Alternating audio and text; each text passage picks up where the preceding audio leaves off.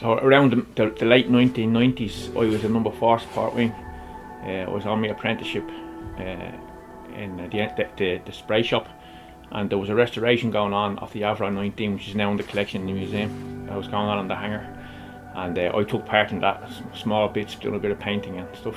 But I went off to college. I came back, and the aircraft had gone. I can't remember where I had gone at the time, but then I went to Kosovo in 2000, and when I came back in 2000, I decided to do a degree at night in Maynooth, a history degree, which I love. That ended up being a master's, but in that period, between 2000 to 2001, I went to Corner Fry, who was Chief of Air Staff Operations at the time, and I said, look, I'm doing this degree at night, it's history, I'd like to start saving and collecting material from around the camp to try and tell the story. And he goes, yeah, no hassle. So that was the kind of the seed moment of it. He said permission was granted to me, so I was waiting with that.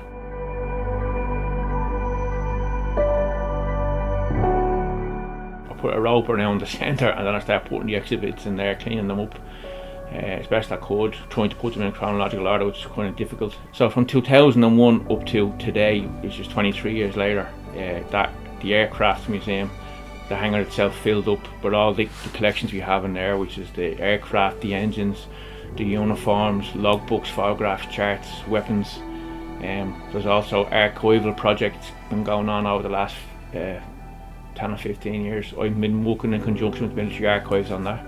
So anything I find that gives a documentary resource to the history of the Air Corps and military aviation in Ireland. I've collected them, listed them, and processed them into archives, and they put them into the Air Corps Museum collection.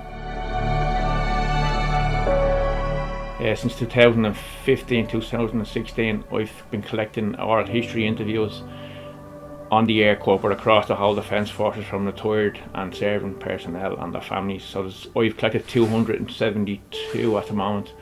So there's thousands of hours of oral testimony in there, and associated documentation.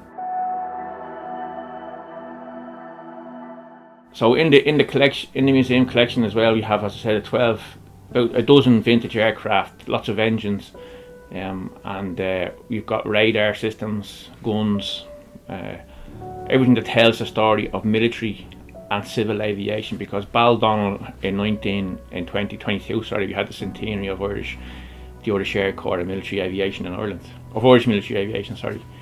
Military aviation in Ireland goes back to 1913. Our story started in 1922, but Baldonnel is the birthplace, if you like, of the RAF in Ireland headquarters, and also the Irish Air Corps, but also civil aviation started off here in 1922. So it's the birthplace, to a great extent, of military and civil aviation in Ireland.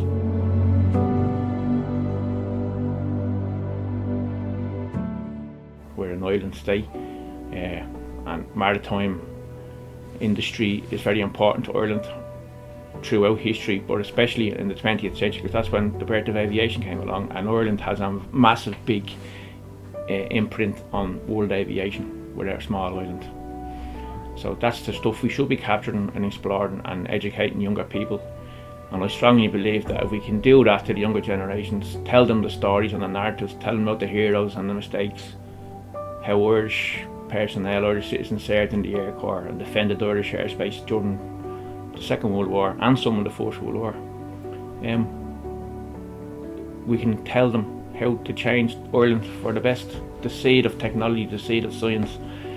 Tell them how people explored the world through engineering and aviation, and if they can do these things again, we can make things better in Ireland.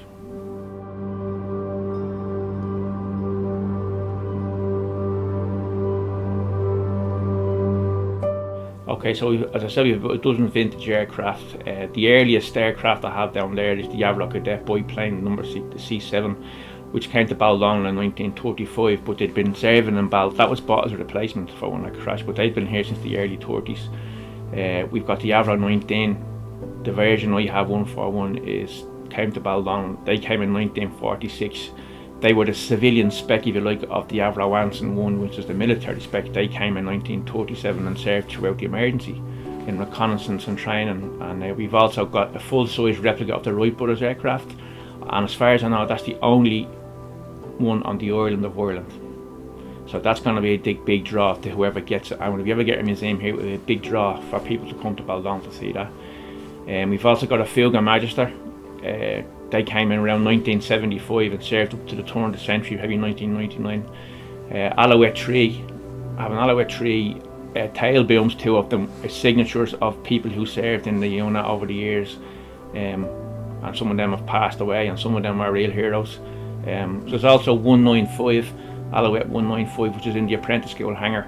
That's kind of semi on the Air Corps Museum collection, but it'll stay here in the apprentice school. And 195 is very, very important because that's the first Alouette aircraft to arrive in the Air Corps in 1963. And those the helicopters that did all the hard work and hard lifting and saving lives. Major part of Irish military aviation and Air Corps history. So we have also 2 Cessnas. One is in the school, in the apprentice school, and they also have one in the Air Corps Museum. So the Alouette would have been 43 years in service in the Air Corps. That was the longest serving Air Corps aircraft for a while until the Cessnas retired. In 2019 the Cessnas retired, and they were 47 years in service. I've also got the Havilland Chipmunk, which was a basic train that came in the early 50s, and the Havilland Vampire jet. You know, so we've 2 jets, the Vampire jet, 1956. The reason we have the concrete runways in Baldon was to fit the Vampires were coming in 1956 as advanced jet trainers to replace aircraft like the Hurricanes, the Seafires and the Spitfires. So the jets can't land on grass to take off, so you have to put concrete runways in.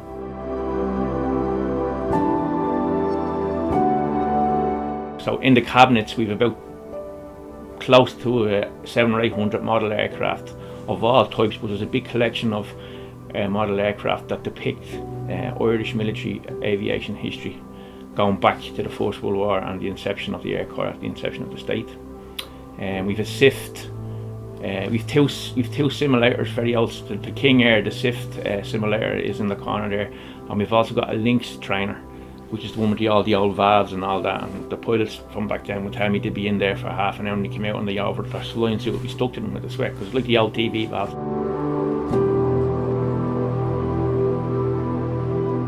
As I said, we've got all kinds of engines from those aircraft. We've got the Cheetah, the Alvis Leonides radial engines. We've a Merlin 66, which was in the Spitfires. We've got a Napier Dagger, which is a very unique one, and that's cut away, but I think there's only 1 or 4 of them in existence. I've been involved in a lot of recovery of artefacts, like we've 2 B-17 engines down there in the collection. So they were part of 4 engines off a B-17 that crashed at the end of 1943 into Mount Trustmore in Sligo. It's on the Sligo-Leitrim border, but it's on Mount Trustmore, so it's a bit of a climb to get to it. And they were on delivery flight to Belfast for the build-up for the D-Day landings 6 months later in Normandy in 1944. So they hit Mount Trustmore and they went up, they slid up the hill and just missed the cliff, and they crashed, and there was a big recovery to get those people off that aircraft. So maybe 15 years ago, myself and 2 fellas, two guys out of the unit number 4 at the time, engineering wing, we went to find this aircraft, or what we could find of it, because there was a request that came through Colonel Paul Fry from the Ulster Aviation historical crowd up there to see if we could get this, because now it's on the southern side of the border and it's right beside a famine wall. It was hard to get there, but we spent the day driving up the tree, was walking across the saddles, going by the antenna, the big aerial, RTE aerial, and we found these 4 B-17 radial engines in a line, perfect line, you know, lying flat. Now you couldn't see them, but we got them. We had a guide to bring us up, and we figured we found them, and we found the A-frame from behind the cockpit where they went into the pilot's thing there. Apparently the army blew it up after the recovery of the crew to deny it to the locals and the IRA, but most of it had blown away. But the 4 engines were in a perfect line, so I managed to persuade the other 3 to stand them up on their side, so that it'd be easy for them to be seen the next time and to recover them. And I spent about half an hour trying to find something that said Boeing on it, and we found a little manifold, kind of a curve on a manifold that said B-17. I just wanted to prove it, you know. So a few weeks later, the Air Corps drove to Finna camp, and trucks, and pilots flew up in the 139s, and they lifted the engines off the mountain, brought them down to the road, put them on the trucks, and brought the liver to Finner camp, and then they were brought back to Baldonnel. And we had the four of them here at one stage. One of them went to the National Museum in Condas, Barrick Soldiers and Chiefs exhibition. Two are here, and one went to the Ulster Aviation Society. And Richard Attenborough was making a film at the time, and he actually used the engines for the crash scene of a B-7N in a film called Closing the Ring. So stuff like that was great to be involved in, doing research for people on look, I'd have a great knowledge of the Air Corps and military aviation and Irish history in general, but I always learn something new when I'm researching. And it's not the artefacts. The artefacts tell the story, or help tell the story is tangible, but the story behind them is amazing. I love stories. Yeah. You know? Yeah. And when you tell people a genuine story, you always get this, like, oh, slack-jawed, like, you know, that's unbelievable. And that's one of the powerful things about the Air Corps and the museum, because you can, if you have something to show them and you tell them the story, they make the link.